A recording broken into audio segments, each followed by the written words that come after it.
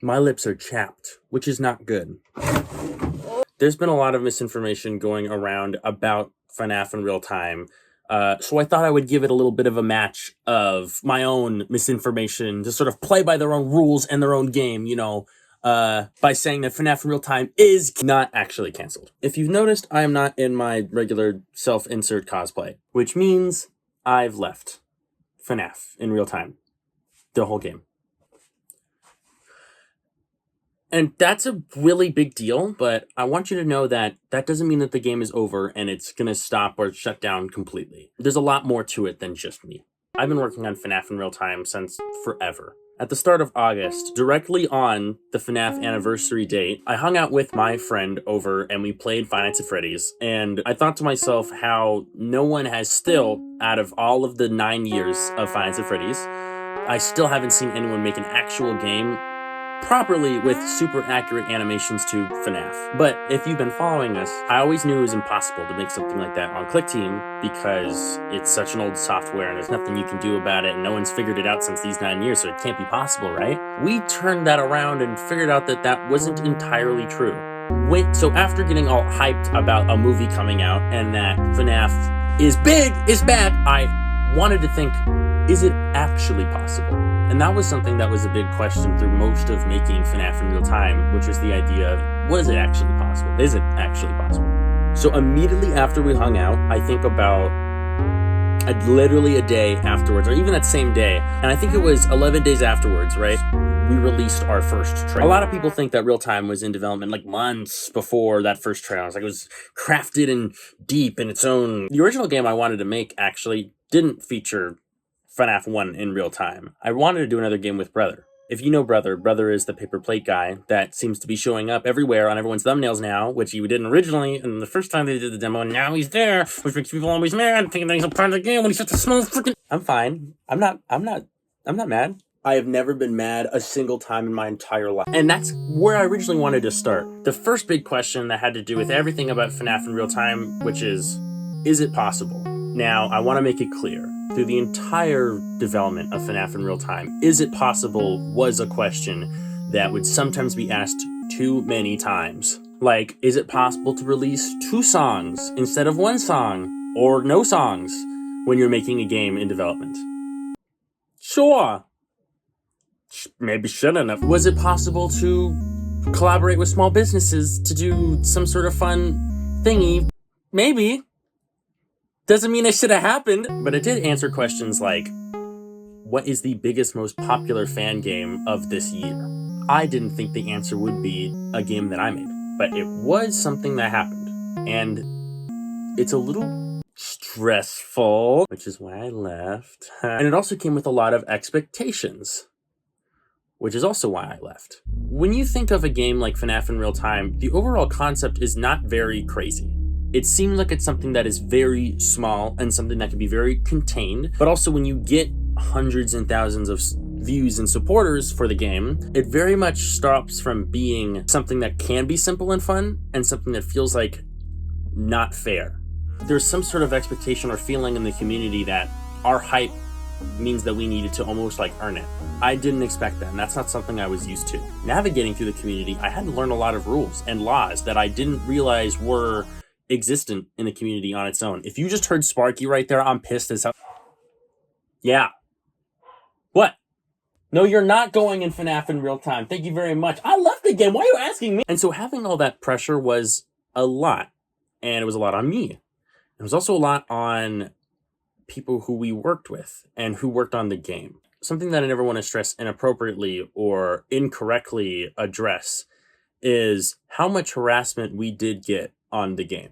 A lot of people seem to think that the harassment that we got stemmed from things like criticism or borderline advice, where it was as simple as just, hey man, I think this was kind of lame and I wish you could do something better with this. And that all actually helped us. There's a lot of things in the game, especially with our first demo, that we realized were such big issues that we needed to go back, revamp, completely change, and ended up delaying our game like multiple times. Is it possible to delay a game 3 times and the last one's indefinitely?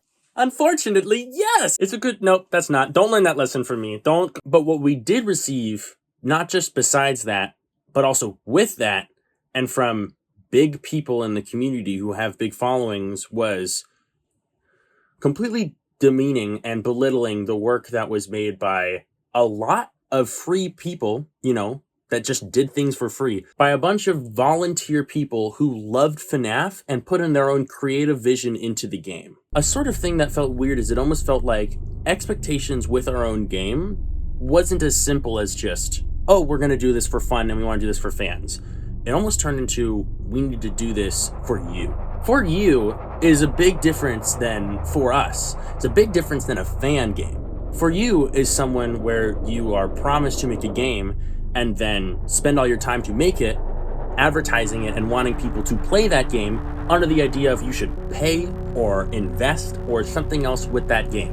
And the truth is, you can still do that while you're making a fan game. I think you definitely can. Big games like Blood and Gears or like Fan Game Direct have entire events about celebrating or sharing or moving my fucking hand or hyping up all of the sort of interest in keeping the fans excited for the game that you want to make for fun. And there's pressure with that, and there's critiques with that, and there's ways to advance and move forward. But there's also expectations that if you didn't enjoy it, then something had to change.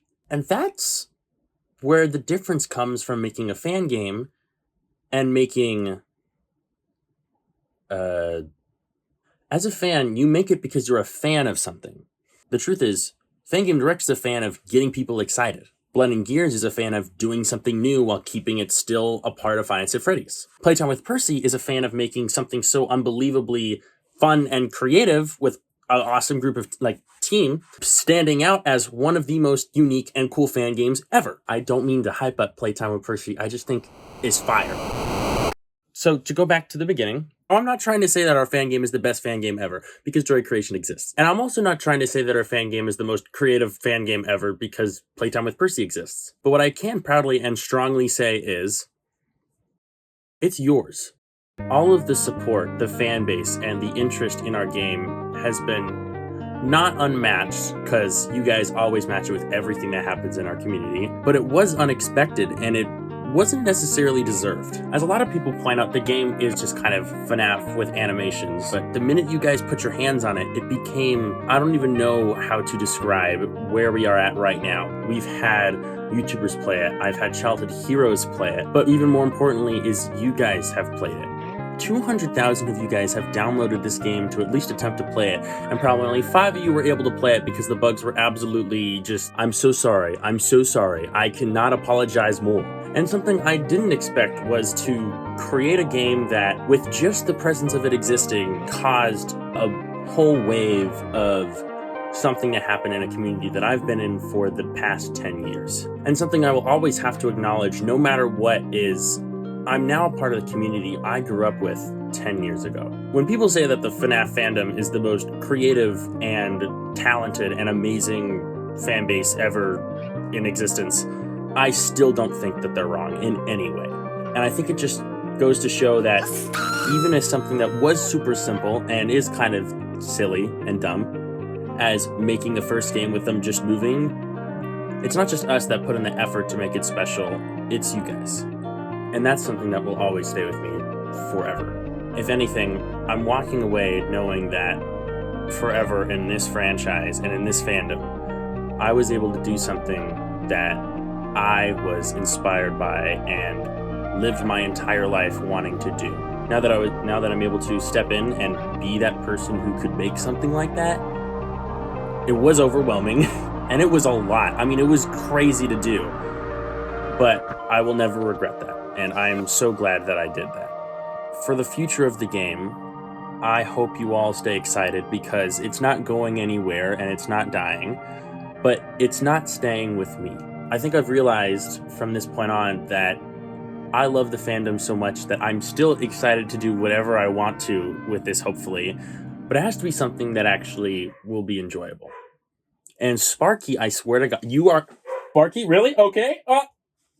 My dog's name is not actually Sparky. It's not going to name drop my dog. What are you doing? I already got doxed already. I think just after all of this, I am so grateful. This community is so talented, but it's also complicated. I think we've all known that for a really long time, and we've sort of been wanting it to not be so full of shit. I'm sorry, that's not actually accurate to what I think. I just think that like a small fraction of people in the community and like either at high or low like places of status. Fuck the people who are amazing, truly have built this community to be fantastic, and I'm still going to be a part of it as much as I can. So, with that being said, I think it's time for me to really just kind of push forward and try something different. Enough of the heartfelt, cheesy stuff.